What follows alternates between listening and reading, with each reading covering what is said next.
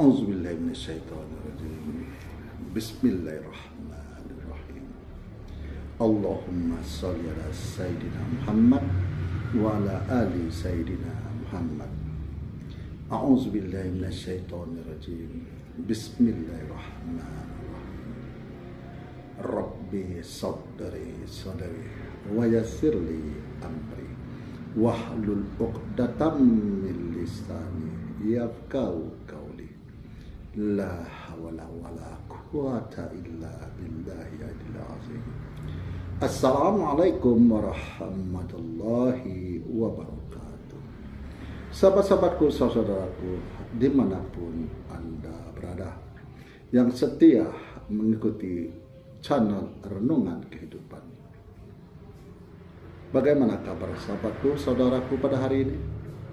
Alhamdulillah sehat walafiat, baik jasmani maupun rohani. Nah, kajian kita pada siang menjelang sore hari ini adalah dua dunia. Dunia yang mana yang dua itu? Dan dunia mana pula yang kita tinggalkan? Nah, sahabat-sahabatku, saudaraku dimanapun Anda berada, kalau sahabatku, saudaraku mengatakan benarlah firman-firman Allah, berarti sahabat hakul yakin atas apa yang disampaikan oleh Nabi kita, Rasul kita, Nabi Muhammad Sallallahu Alaihi Wasallam.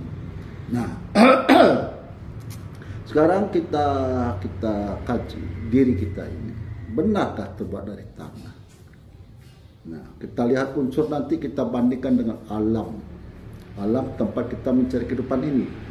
Akhirnya kita mengerti dunia yang mana yang sebenarnya kita tinggalkan. Nah, di sini di surah As-Sajdah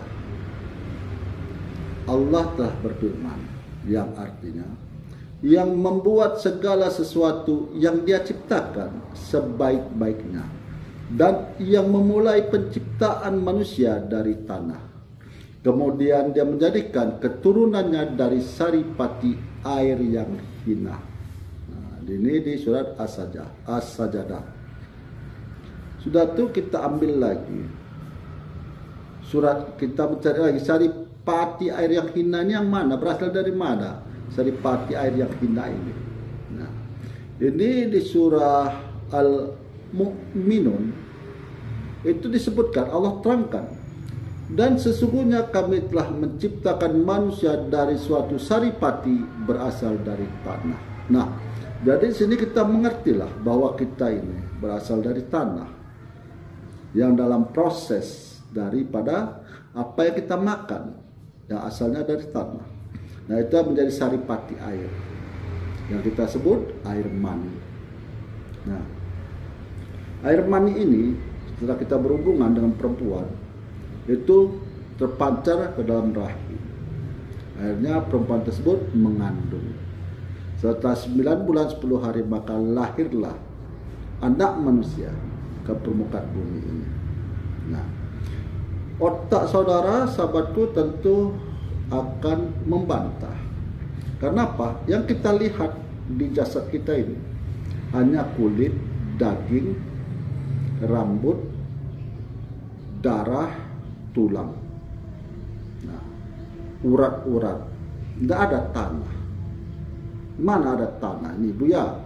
Mana ada tanah di badanku ini, Ustaz? Nah, kalau kita sudah mengatakan benarlah firman Allah, maka kita sudah menyaksikan dan kita melihat kekuasaan Allah tersebut. Itulah yang disebut mata ini. Mata ini melihat akan kekuasaan Allah. Nah, jika kita, sahabat-sahabatku, saudaraku, pernah menggali kuburan yang sudah lama untuk dipindahkan, yang kita lihat di dalam kuburan tersebut adalah gumpalan-gumpalan tanah becek yang warnanya hitam. Yang kalau kita bandingkan warna tanah tersebut dengan dinding daripada liang tersebut, lebih hitam tanah tersebut yang ada di tempat pembaringan jenazah tadi.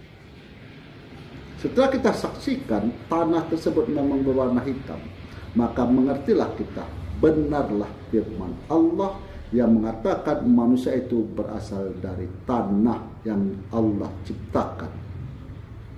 Nah, kalau jika yang dibuat Allah itu langsung dari tanah, yaitu Nabi Adam alaihissalam, bapak dari keseluruh manusia yang ada di muka bumi ini, baik dia muslim atau non muslim, asalnya hanya dari satu, yaitu Nabi Adam alaihissalam.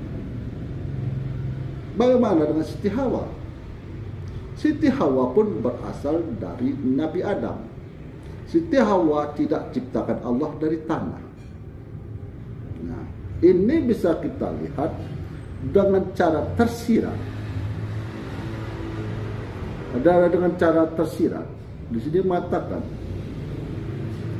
hai sekalian manusia, bertakwalah kepada Tuhanmu yang telah menciptakan kamu dari seorang diri, dan daripadanya Allah menciptakan istrinya.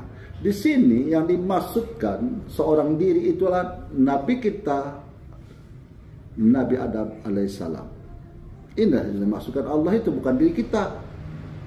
Tapi yang dimaksudkan Allah di surah An-Nisa itu adalah Nabi Adam.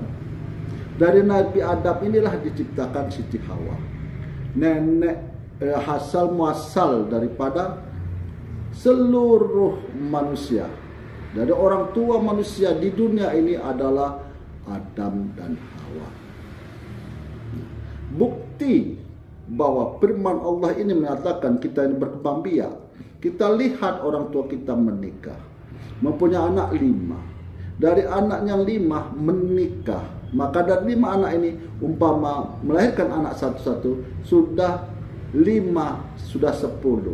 Ditambah dengan menantu, baik laki-laki maupun perempuan, sudah 15 orang yang sudah berada di muka bumi ini. Benarlah firman Allah. Maka katakan benarlah firman Allah. Kita lihat waktu kita memindahkan jenazah untuk dipindahkan ke kuburan yang baru, karena makam tersebut terjadi penggusuran, untuk dibangun oleh pemerintah, umpama rumah sakit atau gedung kedokteran, maka mayat-mayat tersebut harus dipindahkan oleh ahli baitnya. Nah, kita lihat di dalam liang lahat tersebut hanya gumpalan-gumpalan tanah yang berwarna hitam. Jika warna tanah tersebut kita bandingkan dengan dinding daripada liang lahat tadi, lebih hitam tanah tersebut. Nyata benar Allah, firman Allah benar. Nah, itu yang kalau tersurat tidak seperti itu. Jadi yang kita baca ada yang tersirat, jadi yang dibalik daripada yang tersurat tersebut. Nah, itulah dalam renungan kehidupan ini. Kita tidak membaca yang tersurat, tapi dibalik yang tersurat, yaitu yang tersirat. Nah, untuk menambah keyakinan sahabat-sahabatku, saudaraku, dimanapun Anda berada, bahwa manusia ini berasalnya dari tanah. Nah, kita lihat pakaian kita pakai ini. Apakah kita lihat ada kapas di pakaian kita ini? Ada kapas di pakaian kita ini? Tentu tidak. Jangankan kapas, benang pun tidak ada nampak. Karena kain ini bersembunyi di dalamnya itu adalah kapas, asal muasal pakaian kita. Jadi asal dari pada pakaian kita ini adalah benang. Asal dari benang adalah kapas. Asal dari kapas adalah dari tanah. Makanya tubuh ini membutuhkan yang berasal dari tanah. Apapun itu tetap membutuhkan yang berasal dari tanah. Karena ini dari tanah. Tentu dia butuh yang berasal dari tanah.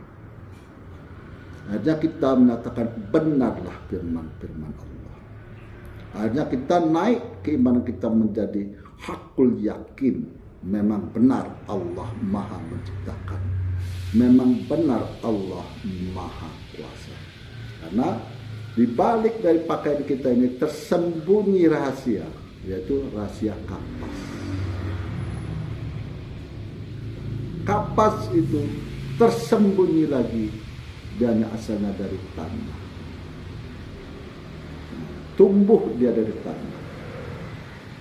Makanya jasad kita ini membutuhkan apa yang berasal dari tanah. Beras, gandum, jagung, semua berasal dari tanah. Nah, maka kita katakanlah bahwa benar firman-firman Allah. Terbukti benar. Jadi kita kaji adalah di balik yang tersurat. Nah, jadi dua dunia yang mana yang saudara tinggalkan? Dunia mana yang sebenar-benarnya yang saudara tinggalkan? Nah, yang dimaksud saudara meninggal dunia, bukan dunia yang saudara tempati. Yang tempat saudara mencari hidup dan kehidupan ini, bukan tempat yang mencari hidup dan kehidupan ini, dunia yang saudara tinggalkan. Dunia yang saudara tinggalkan adalah dunia ini yang mengurung saudara. Yang mana saudara yang berbicara ini? Yang berbicara ini terkurung di dalam dunianya, terhijab dia daripada memandang kepada kuasa Allah, memandang kepada Allah, memandang kepada makhluk-makhluk gaib ciptaannya. Terhijab, inilah hijabnya, inilah dunianya. Yang asal dunianya ini ada dari tanah.